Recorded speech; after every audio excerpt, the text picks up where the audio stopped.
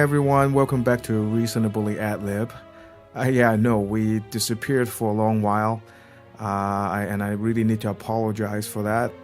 There are some changes, and it's pretty hard to put this show together. So I'm trying really hard to crank out as many shows as possible in a more regular increment. So just stay tuned. Today, it's very exciting. I have the opportunity to talk to a young composer. His name is Charles-Henri Avalanche. I hope I'm saying his name right. And he's a composer. He's from France, and he's currently actually working in Hollywood. He's writing music for film and movie projects. There are already a lot of credits under his belt on projects, and some really exciting new movies coming up. So check him out. He has a profile on IMDb, so I would really like to direct you to his IMDb page. For Reasonably Ad Lib, again, if you like our show, please help us out by telling your friends and family about us. And we have a Facebook page. Just hop over and give us a like. And we also have an email address. It's ralpodcast@gmail.com. That is ralpodcast@gmail.com. So you want to talk to us, just send us an email, or you have topics that you want us to cover, just let us know. So now all the music you're going to hear in this episode is by Charles-Henri. So, well, here is Charles-Henri Avalanche.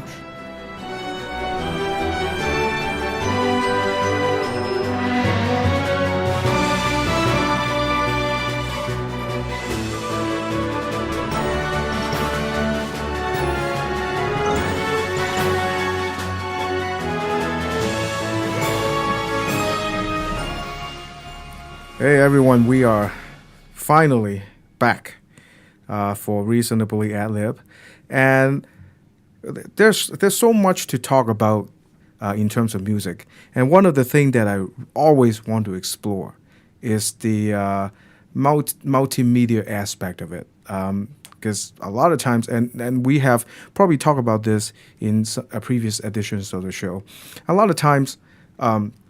Especially classical music is being introduced into the public through movies and films. And a lot of times when people listen to certain musical elements in movies, they start, wait a minute, that sounds really cool, and then they start digging. It's like, that thing is written by Tchaikovsky. What I always wanted to do is actually talk to somebody who is actually in the industry, who actually writes music for movies and films. So I finally got in touch with a friend of mine. His name is Charles-Henri Avalanche. Okay, Charles, can you teach me how to say your name correctly in French? Sure. It's Charles-Henri Avalanche. Oh man, Avalanche. I'm sorry. I'm just horrible at pronouncing. Oh, you're doing great. I'm horrible at pronouncing. Stop there. Period. So, well, Charles, he right now he actually lives in Los Angeles, in the thick of it, and he writes music for movies and short films, and a lot of different multimedia projects. And he actually has a IMDb page. So if you're listening to this, you can hop on to IMDb and search for his name. His name is Charles, Charles, dash Henry, Henri, and his last name spells Avelange. So just check it out. There's a bio there. You can read a little bit about him. And but we're gonna go a little bit deeper today, and you can also check out some of the projects that he worked on and he's currently involved with. So, hey, so how are the weather in LA? Good. The weather is good. Yeah. Yeah. It's definitely something enjoyable. So I before we start, I wanted to tell kind of a funny story. Charles actually wrote a piece. I don't know. You probably didn't write it specifically for the group I played for. This is what, a couple years, at least a couple years ago, like 3 or 4 years ago, It's almost 3 years ago, 2 years and a half ago, I believe. Yeah. right? And we were rehearsing that, and I suddenly feel like I need to crack a joke. So I kind of, for no reason at all, I kind of stood up and says, "Hey, excuse me, in America, we can't play anything, with more than five sharps in it." So that was kind of the joke. But now that I think, well, actually, I did play I did play another one of your piece at the last year's Seattle Mhm. International Film Festival. You wrote and is that an overture for them? Yeah, Yes. you wrote a piece for them. I did play in that orchestra too. That was a lot of fun, actually. Thanks. So, and that going back to that joke, a lot of times, and it was fun. Kind of, hopefully, you think that was funny. Everybody think it was funny, but now that I think about it, it's actually not that funny because it kind of reflects a layer of xenophobia that a lot of times we have in America. That anything that doesn't follow the norm, anything that isn't American is kind of foreign and is by default inferior, kind of. And a lot of times that happens with musicians too. Not a lot of people I know do that, but I know enough people who do that.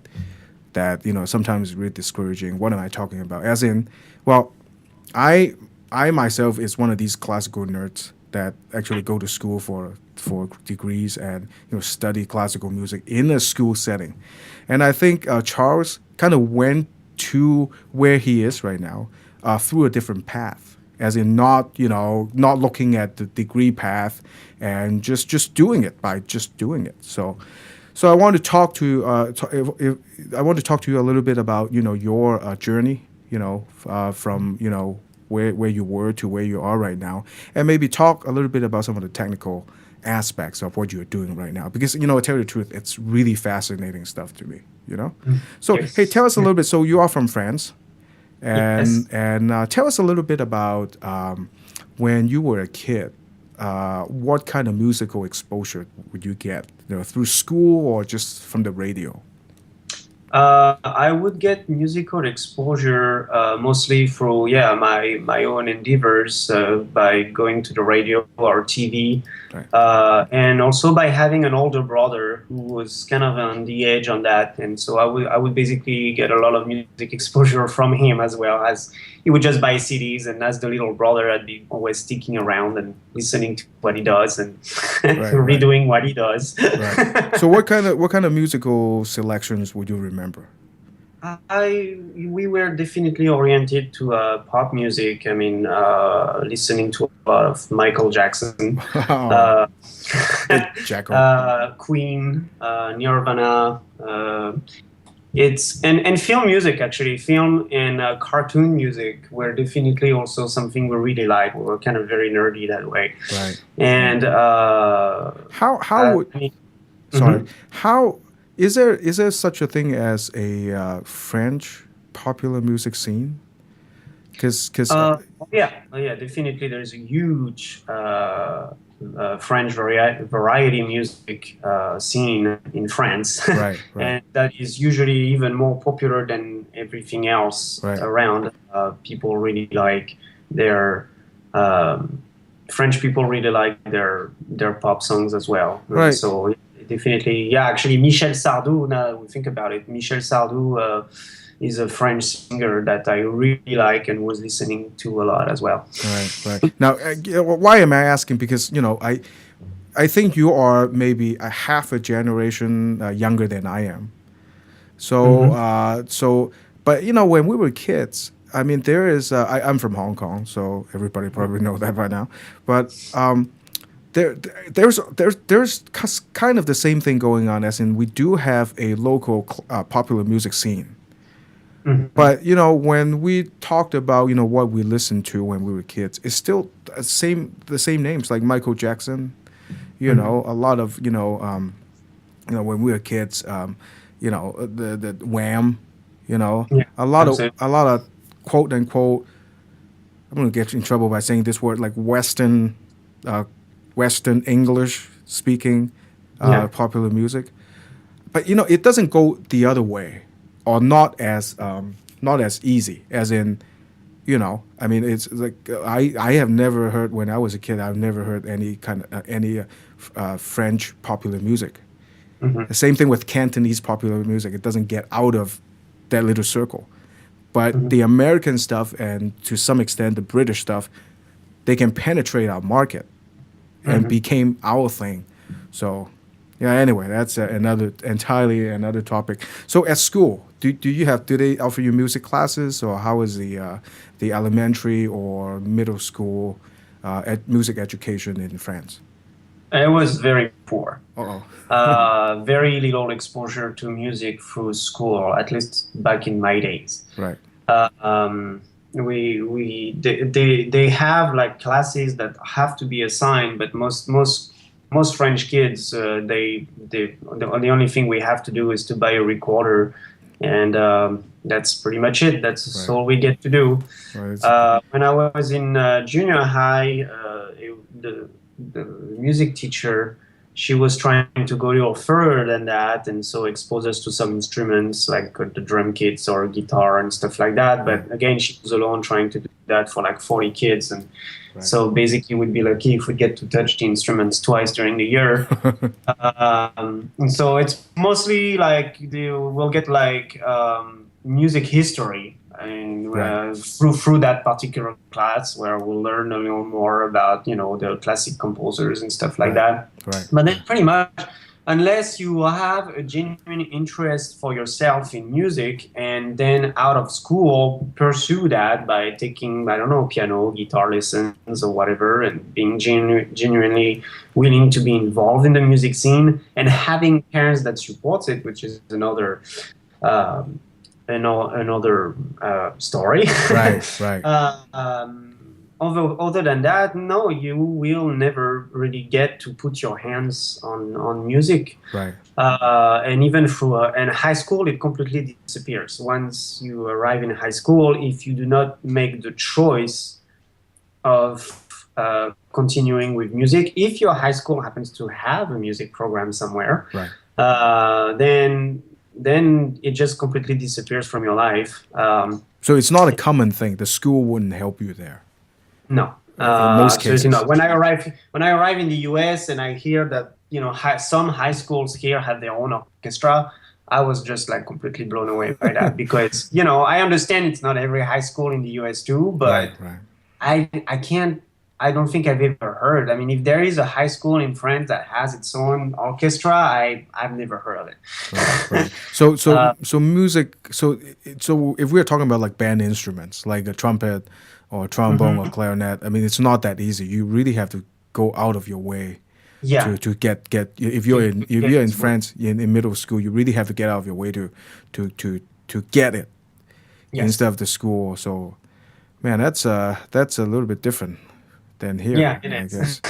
So, so how did you pick up any kind of instruments when you were a kid or? Yeah, we happened to have a synthesizer. My older brother, when he was younger, had a synthesizer for Christmas. I remember it was a Yamaha DSR 1000. Right. And so that keyboard, nobody did really anything out of it. The keyboard like took dust for years until one day my older brother like decided he's the one really who got me into music, I guess, at that point, because one day we had those vinyl of cartoon music, and usually on one side you'd have the actual music with the singer, Right. but on the other side would be the instrumental version, The karaoke. karaoke. And so basically he started to by ear, by just playing the vinyl and having the keyboard picking whatever sound was appropriate. He started replaying the main melody Whoa. by ear, and to the point, and I got my interest, of course, because I'm seeing my older brother doing something different, so I want to do it too. And so, yeah, and that's pretty much how I started making music. It's playing, along with those vinyls, Right. with the main melody, and then we started searching for, like the chords to go with it, and then I really liked it. It became one of my main hobby, and so from there, my exposure to music, my thing that I went out of my way for became synthesizers Right. and keyboards, Right. pretty much. So that's why it became my main instrument. Right. And that is, if you don't mind telling me, that's like the late 80s and the early 90s. Would that be? Let's see, that would be the very early 90s. Okay. Yeah, I was, let's see, yeah, I was about 10 years old. So Right. yeah, that would be 91, 92. Yeah, that's tougher than even because, well, there wasn't like anything like you know, there is no Garage Band, there's no Oh yeah, Logic Pro, no yeah, that's computers. true. You really, Yeah. yeah, you really have to set everything on a keyboard if you want, want anything to. Let me ask you this: we haven't actually talked about this in the pre-show prep, but I think one of the things that I can think of that is different between your childhood and my childhood. I mean, there's so many things. But one of these things is when we are talking about classical music, there is a tradition in France, as in you got classical composers. You got you sing song. You have Ravel. You have these names. You have these big names, right? Mhm. I don't. There is. You can argue that, but there is actually no such thing as like, in terms of Western classical music, there is no such thing as like Chinese Mhm. composer in Western classical music. So there isn't really again, yes, you can argue that there are a few people who wrote classical style, Western classical style classical music, but let's take that out of the equation right now. Are you getting what I'm saying? Yeah, So sure, absolutely. when they were kids, did they, as a matter of pride or as a matter of you should know this, did they actually tell you a lot about these French classical music composer, or do they just not really hammering that into your psyche or whatever? No, France as a culture, like a lot of people say, French people are very proud, and I guess they are if they're challenged to it. Right. But otherwise, in a general way, when you're living in the country with your other fellow French people, there isn't really that sense of patriotism as like, oh yeah, you got to be proud. This is your background and stuff like that. Right. I've never really quite been exposed to that. Maybe Right. there are places in France where they do it, but that's not has been my experience. So, Yeah. no, the way they tell us about classical composers is they are kind of all put in the same bag. Okay. There's no such thing as Berlioz is better because he's French and therefore you should listen to him more than Beethoven or whatever. But Good. they kind of all because they come from such long times ago and the genre of classical music is usually like way ignored by the young people. Uh, they just like it's all in the same basket. It's a history thing, Okay. and there's all those people, and some of them are French, some of them are German, some of them are Austrian, and British, and Italian, and that's it. Right. It's but they do all the for a young kid learning all that.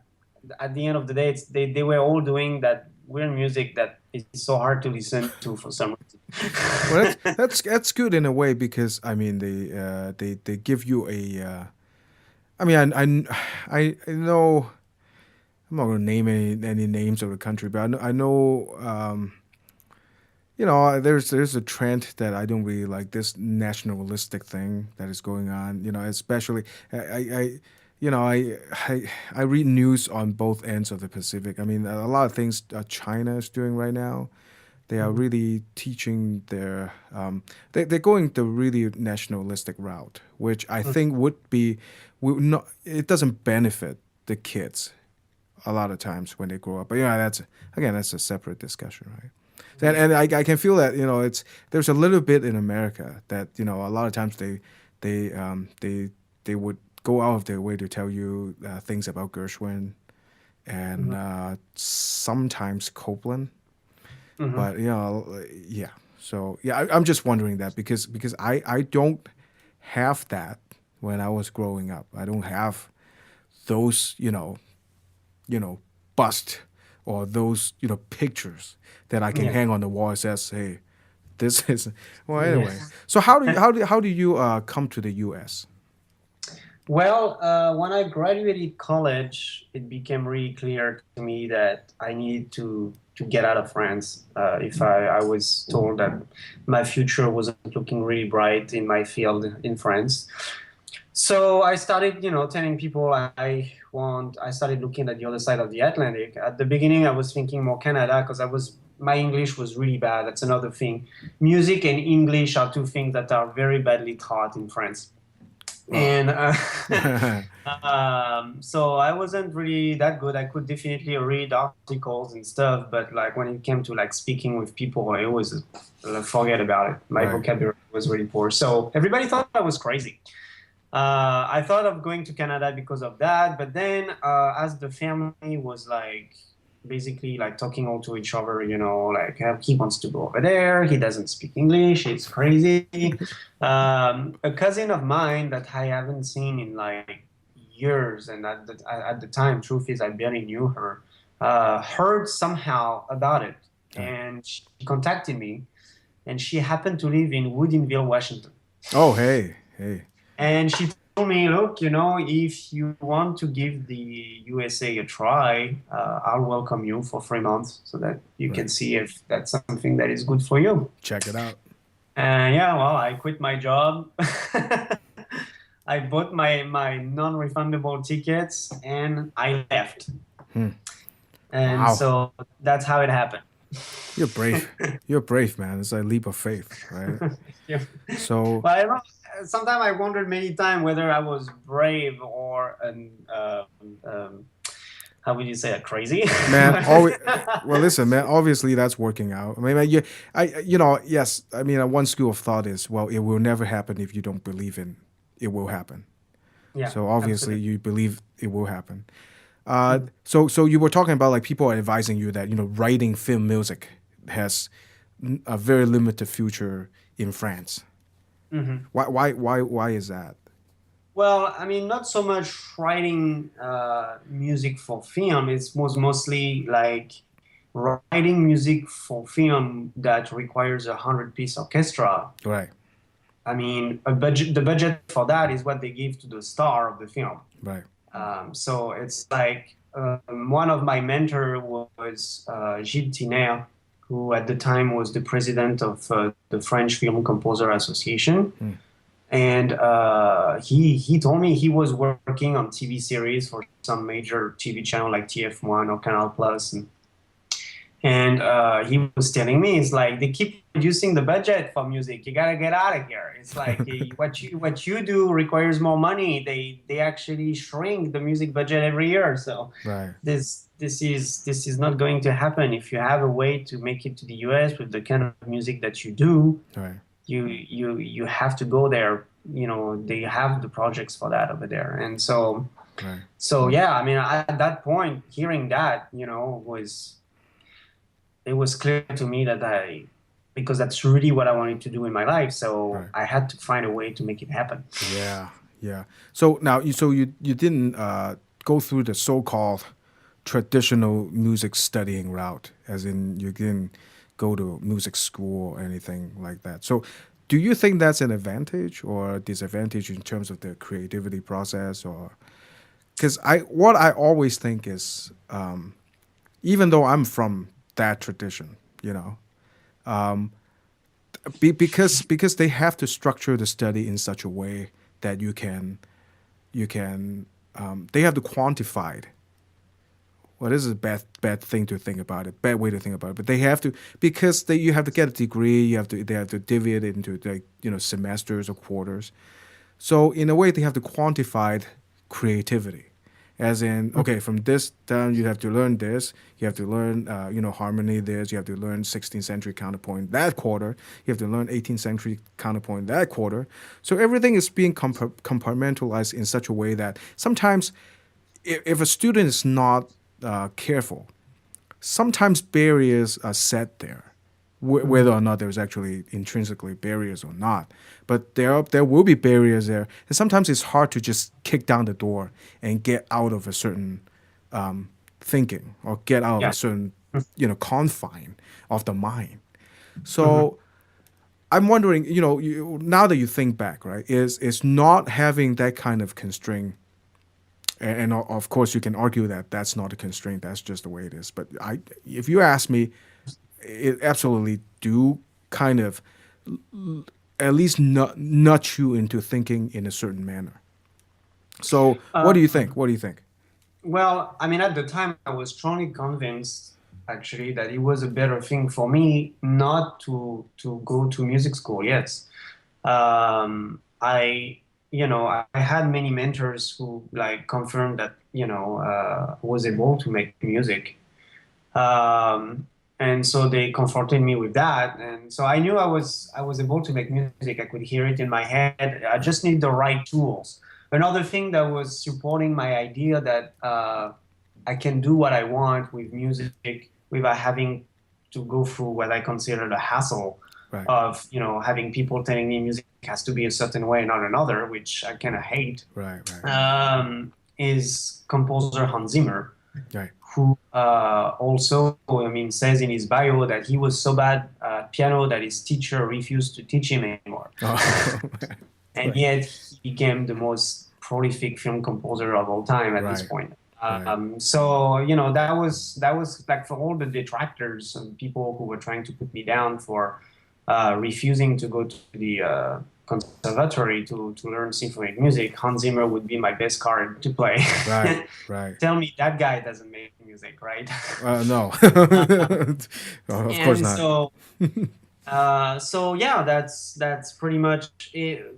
The thinking I have, being able to like think out of the box, Right.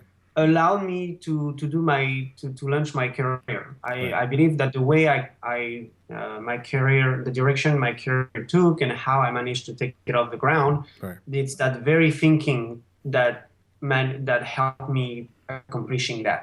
Right. Now down the road, almost 10 years later, as my music grows, the project I work on are bigger. One of the inconvenience of being the way I am is that I do not write down my own scores. Oh, yeah. I work with someone who understands how I make music on the computer, Right.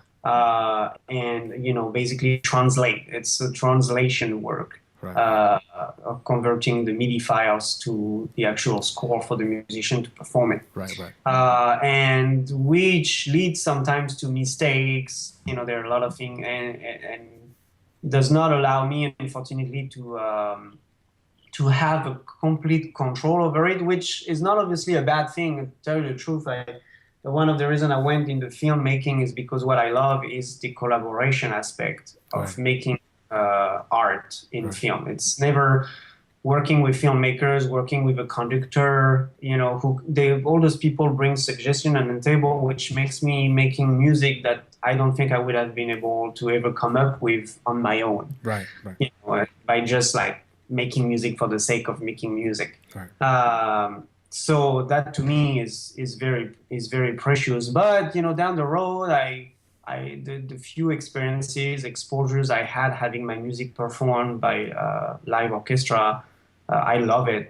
Having the human after spending so much years dealing with computers, Right. dealing with real people can be quite Right. refreshing. And one of my dream would be maybe in the future to conduct my own music, Right. and that I strongly believe requires that I go through the school process Right. Right. to learn that. I would not dare to go ahead and take the stick and say, "Oh, I can conduct." Right. Right. I mean, the complication there is because, like, chances are the people you're going to work with in that setting, in an orchestral setting, like most of us, we went through a certain path.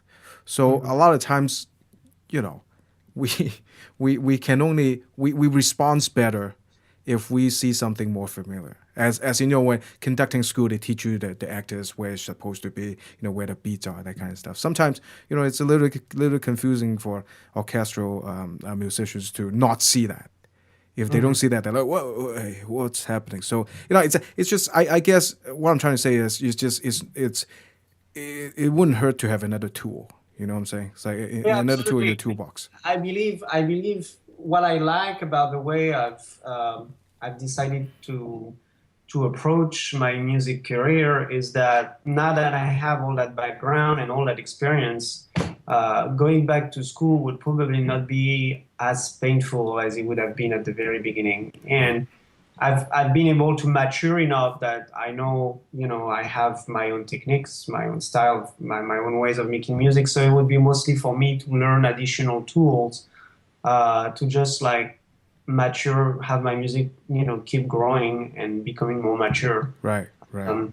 So yeah, this is definitely something that I would be considering. I don't want to bring down, the idea that going to school is bad and stuff. I mean, going to school is important, but it is true that a lot of people too easily get themselves, uh, in a box, Right. Right. Right. and there are, a lot of teachers out there as well who like will be really bad on that. Is that they will really My way or the highway. put you in a box. They Right. don't want you to think outside of it. Right. And so for me, going back to school with my background would probably be easier because I don't think I would meet at this point any teacher that would dare to put me back on a box considering the credits I have.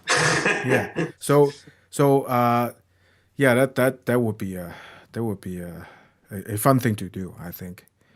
Since there's always an argument, about, when especially for music degrees, whether it will be there are musicians who just keep going to school and then they go out and into the professional world. But there are also musicians who out there did everything already and they come back, for maybe just some supplemental training or whatever that is. So yeah.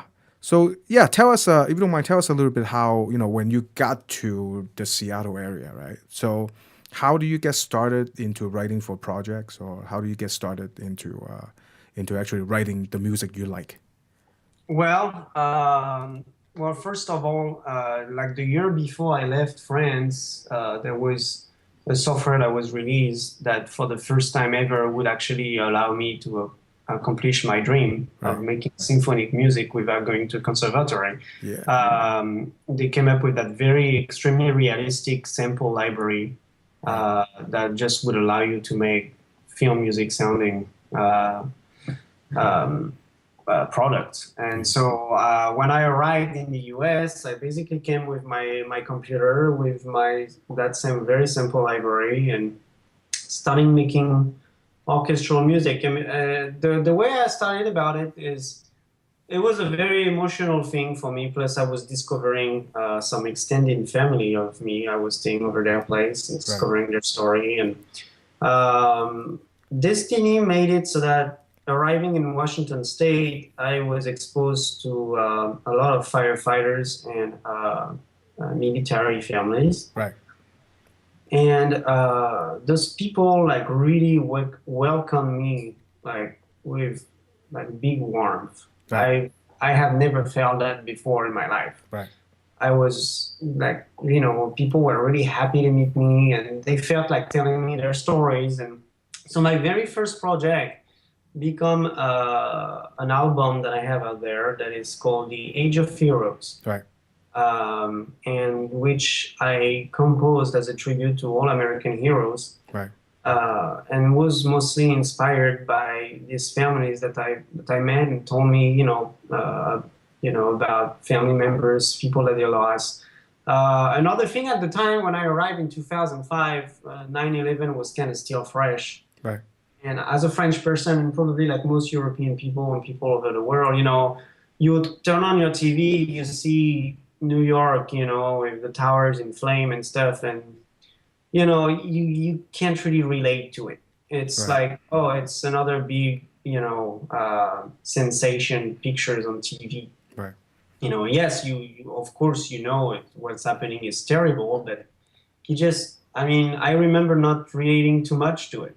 Right. It's just like, oh yeah, well, it's bad. Well, guess what? On the other channel, they're also talking about something as bad, you know, going on somewhere else in the world too. Right.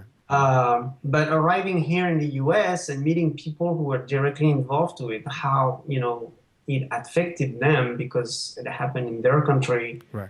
And, you know, like seeing those emotions, like all of a sudden, made me being able to connect to it. Right. And Right. it became a very powerful thing in me. I believe it actually changed the way I was thinking in many ways. Right. And so, Age of Heroes, I composed in 3 months. Wow. From that's my very the first 3 months I stay in the US. That's what I did. Right. Right. I was basically living during the day and composing at night. Wow. And I composed the entire album from first note to the CD ready to be printed Right. in 3 months. It was very powerful. I've never done that again, by the way. Wow. It's hard to explain, but so that's how I started, and it became a fundraiser for the Washington State Council of Firefighters. Right. And we raised money through that. I ended up meeting Chris Gregoire at the time. Right. Our governor? Well, ex-governor. Ex-governor now. And she thanked me for doing this for the firefighters of her state. And,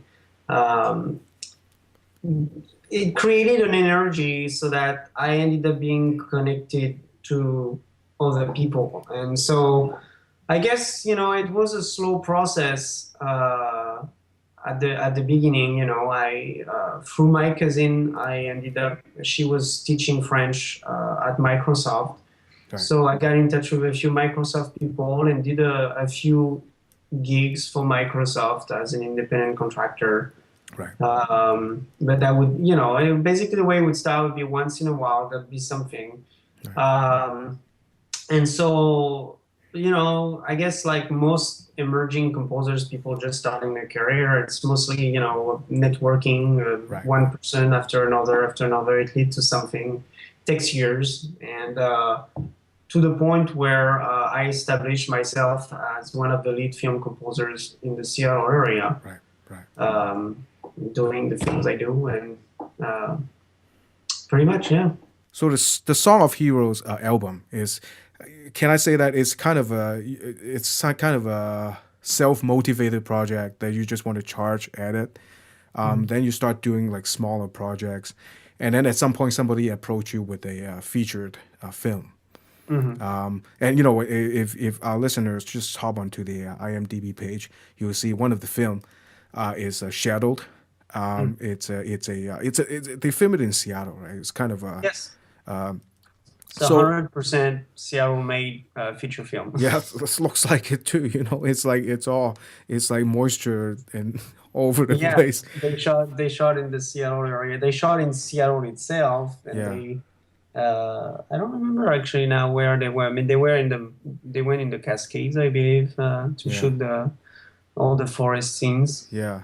Yeah. So you can almost feel it, you know, just by Yeah. looking at it. For our listeners who doesn't live in the Seattle area, Yeah. I don't know what else I can say, but so okay, so when you approach different projects, different size projects, or your projects under, you know, with slightly different motivation, how do you mentally approach or mentally grab hold of the project that you need to you're doing? How do you adjust yourself?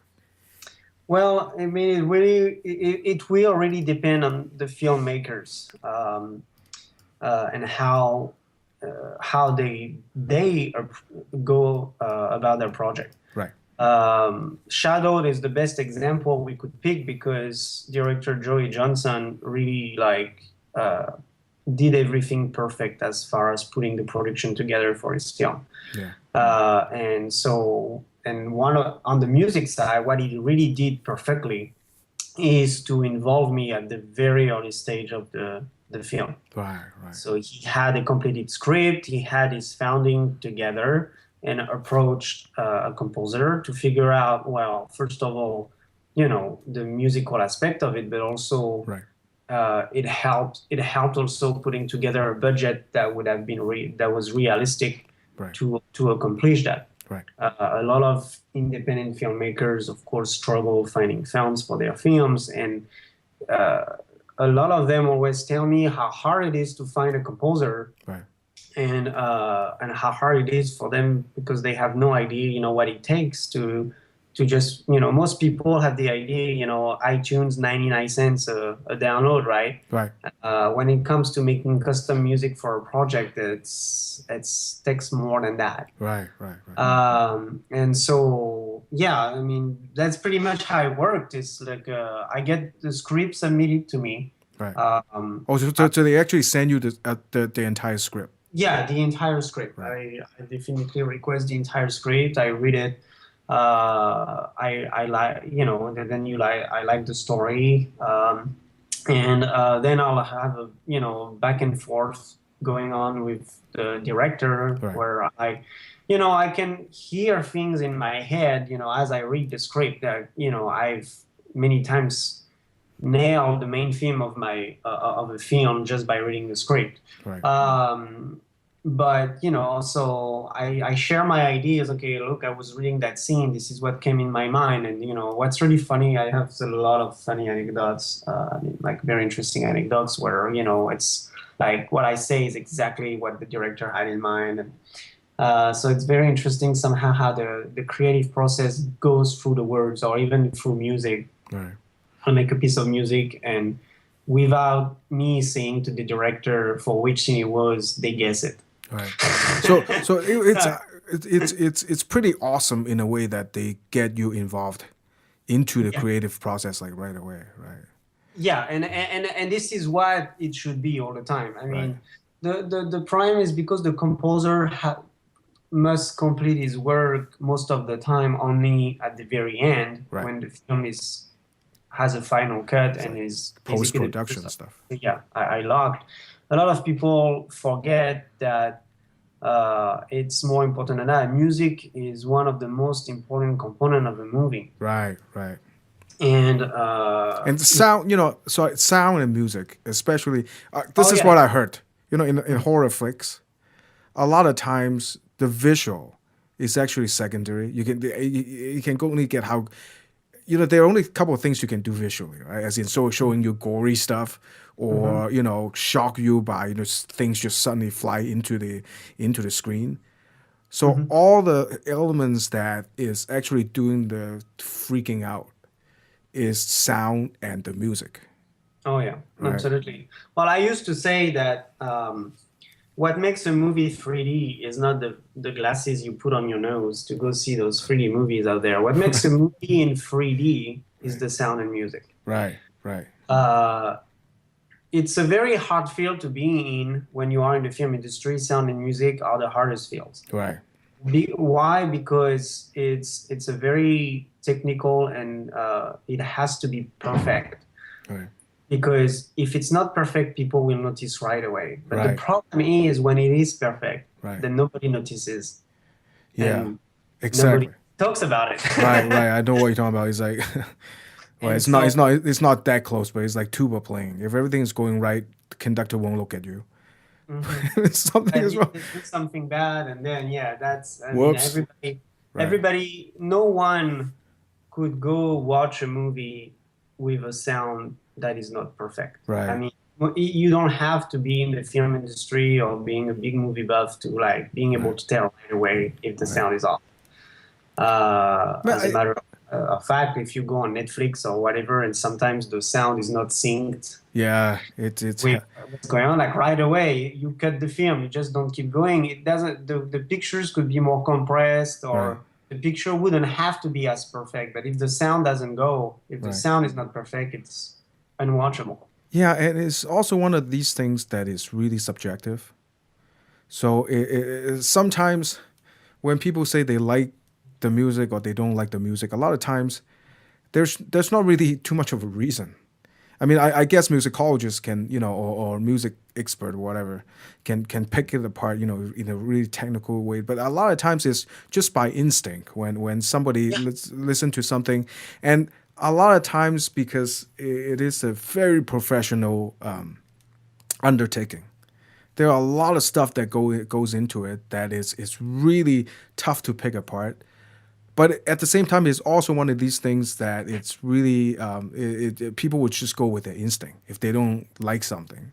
So if you write a piece of music for a film, and if it is too close to the expectation, people would say, well, that's kind of derivative.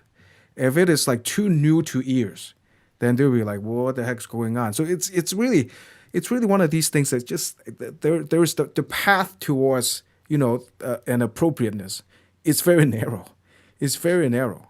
Yeah, it is. I mean, everybody, that's the thing. That's what makes it real hard is that you don't have to have like a PhD in musicology to indeed figure out whether the music worked for you or not. Right. And most people usually are on it. Like, if someone tells why they didn't like the music, or even if they can't tell, if you look at it afterwards, you can see. I mean, I've had those where I get out of the movie theater and someone tells me, yeah, the music didn't do it for me. Right. And then I go rewatch the film with that in mind, and all of a sudden I can see why. Right. I can see there's a few things here and there, and that might be why that person, even though they weren't able to say why, I could see why. Right. Right. And so, that's why making music for film is a really it's really tough, because you could be the best composer out there making the best symphonies. Right. That doesn't mean you'd end up being the best film composer. Right, exactly. It's a medium of itself. You have to deal with a lot of parameters as a film composer. Right. That you won't encounter anywhere else in the music industry. Right. Which is also why, I mean, funnily enough, a lot of the time I do not refer myself as a musician, but as a filmmaker. Right. Right. I'm a filmmaker responsible for the music department. Right. That's an awesome title, number one. But that's true. That's true, because you're not your approach is not really what composition DMA composer, DMA student who is composing for the dissertation. You're not thinking in those terms. You're not approaching it like that. No, I So think I agree with you music there. I totally agree with you there. And I think one of the other thing is, when you're writing just music, just pure music, right? You can a classical piece. You can you can spend 15 minutes developing an idea. That probably isn't that won't be that appropriate when you write for films, because once you have the visual, it moves from scenes to scenes. You can't really think about it in those terms. So you have to. I don't know. Tell me if I'm saying this right, but when you are this, I think the skill of writing for films you have more constraint in terms of, yes, you can be as creative as you want, but you still have to work within some kind of a confine. Yeah, absolutely. And sometimes the skill is you can't write music that is too call attention to itself. That would be a problem. But Absolutely, you can't write music that doesn't really add to the scene either. That can be another problem. So Yeah, I mean, the director and the pictures are your conductor when it comes to like making the music for film. Yes, you cannot. It's pretty much the art of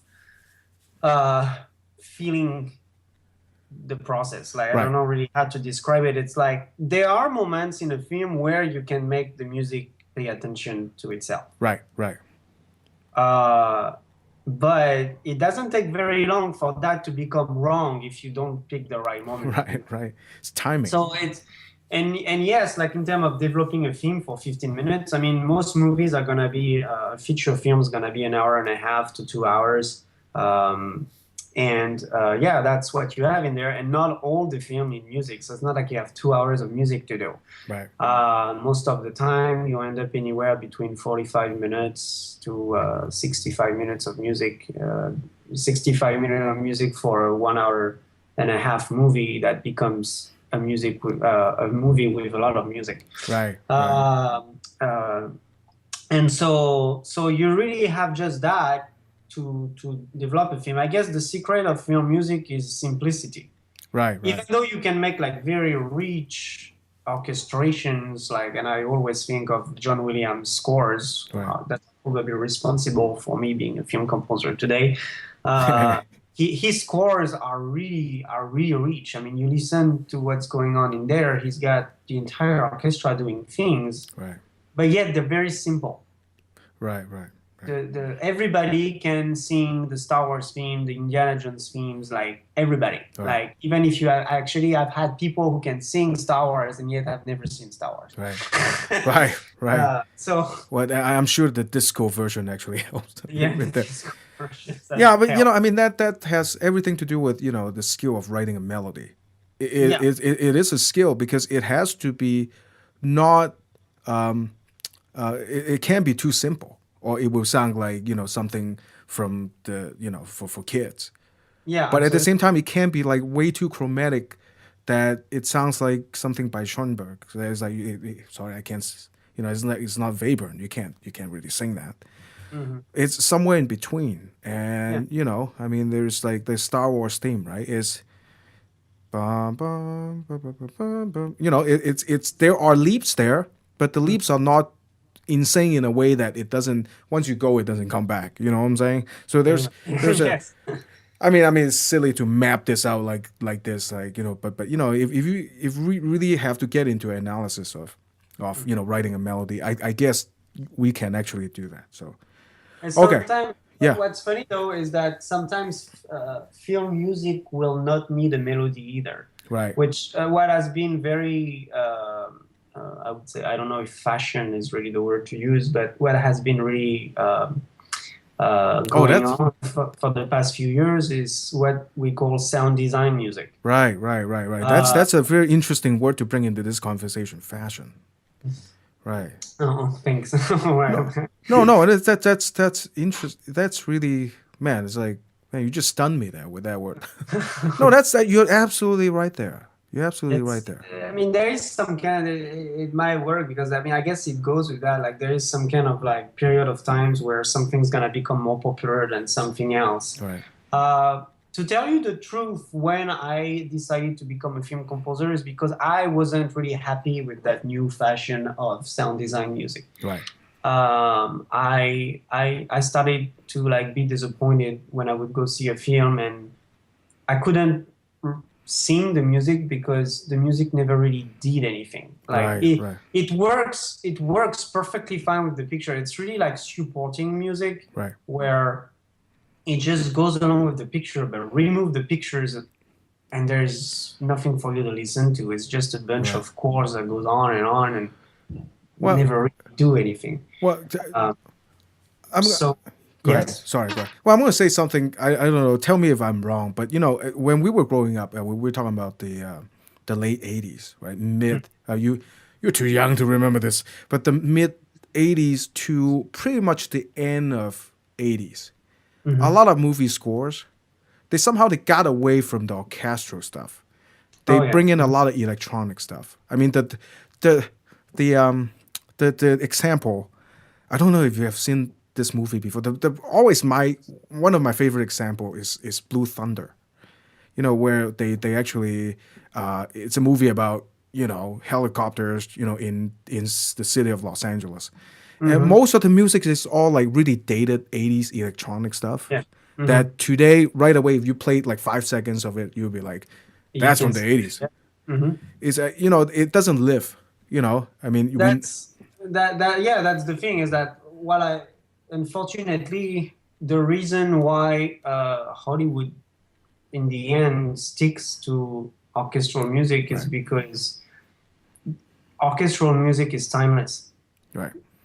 The only thing that will make you being able to figure out the era where it was played is the way it was recorded. Right, right, But otherwise, the music itself is timeless. It's not gonna age. Maybe the style of writing right, can get dated, but still, even if it's a style of writing that you can clearly doesn't match nowadays taste, for example, it still makes the product enjoyable right, because you relate to what an orchestra does anyway, regardless of the style of writing. right.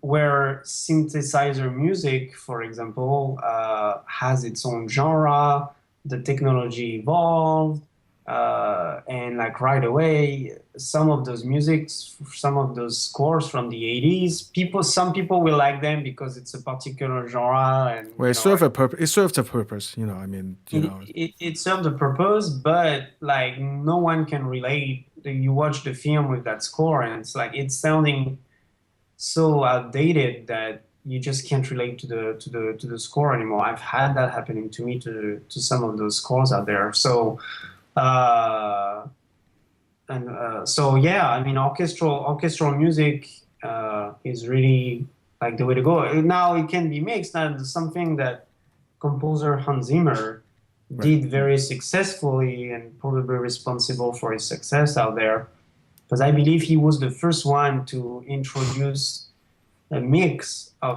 putting like right, synthesizer sounds and electric guitars and stuff like that with orchestral instruments, right, which now started the trend that, and now every single movies do that.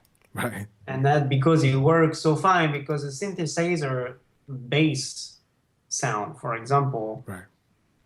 that plays in the low range has that, basically those balls Nay.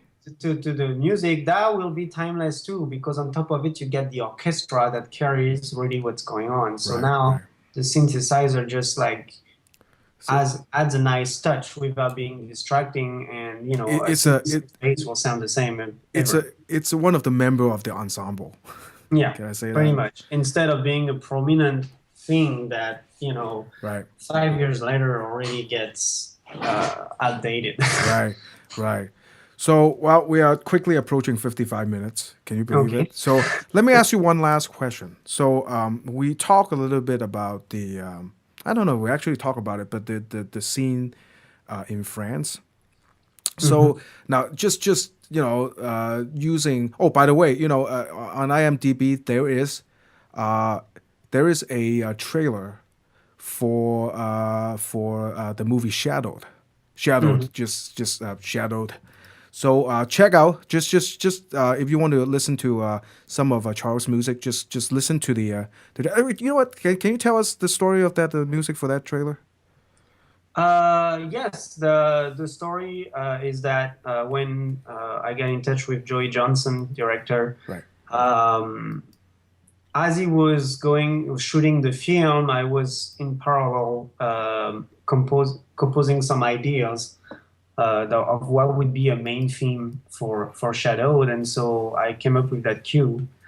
Right. And even though at the end, when I got the final cut, the music evolved, and only ideas from that original theme stayed in the movie, Joey really liked that little piece, and so he decided to use it for the trailer. Right. Wow. Okay.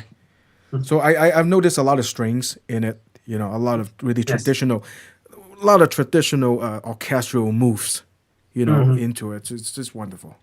So Thank okay. you. So last question I have. Right. So if there is, this is a kind of a hard question to answer, maybe, but Shadowed. It's an American project, Hmm. and if you're writing for a similar project,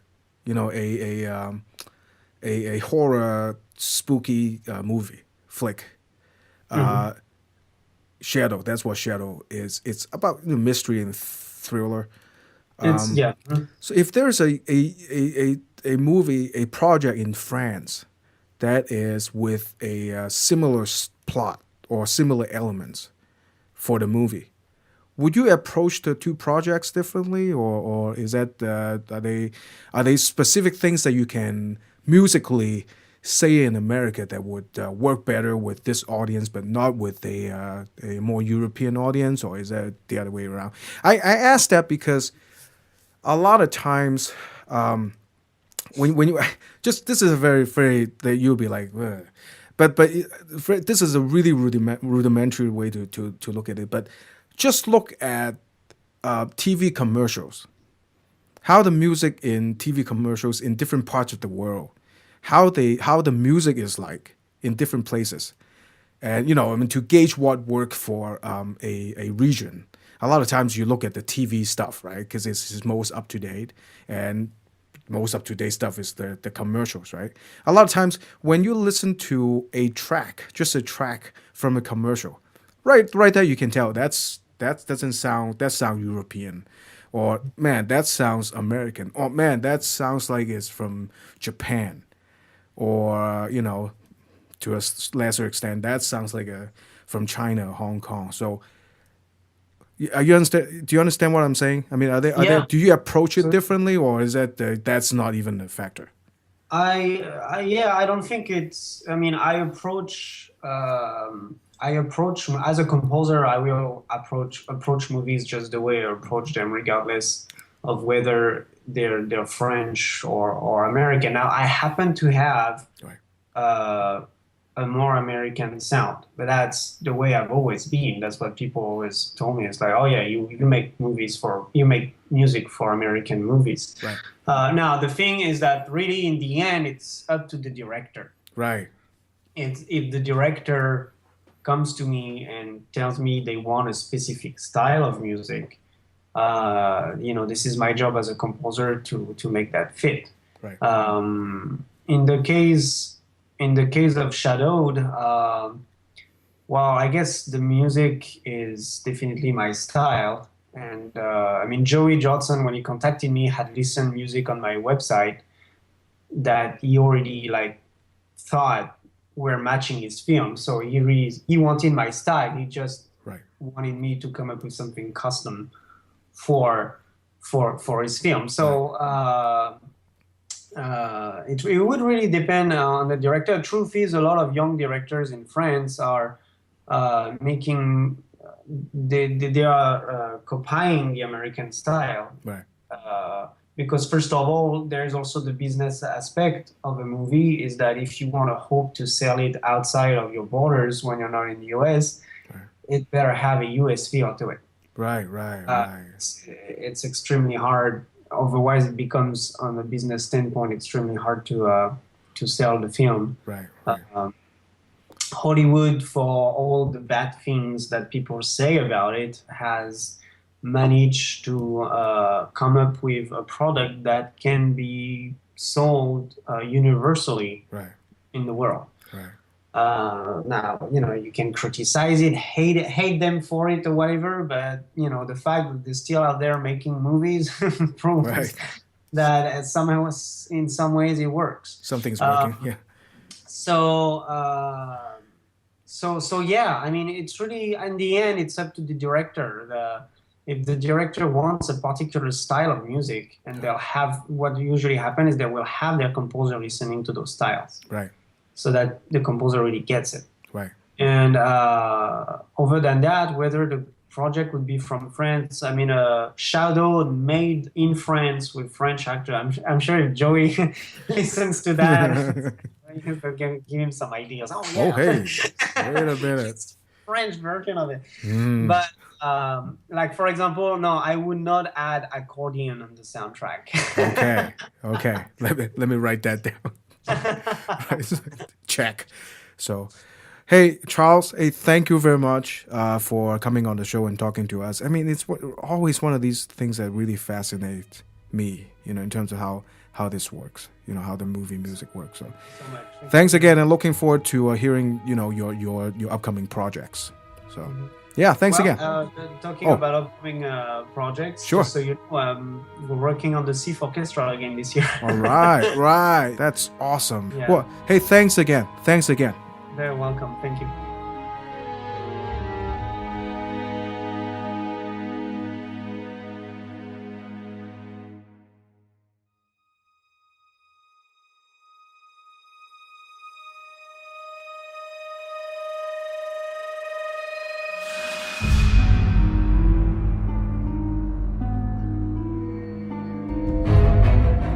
I hope you enjoy my conversation with Charles Henry. I had a lot of fun talking to him, and I have a feeling that we're going to be hearing from him a lot in the future. Again, please go on to IMDb and check out his profile. I'm going to post a link on our webpage, and you can follow him in terms of what he's doing right now and what his future projects are going to be. Again, if you like our show, please help us out by telling your friends and family about us. You can subscribe to our show on iTunes, and you can also go to Facebook to our page. Give us a like. Again, our email address is ralpodcast@gmail.com. That is ralpodcast@gmail.com. Also, I need to thank our friends at Open Sky Radio. They have been giving us a lot of help, and I have a few other podcasts, and they have been helping me a lot on getting those distributed. So, thanks again, Open Sky. Well, until next time, I have a few other projects coming up, so hopefully I'll be talking to you again real soon.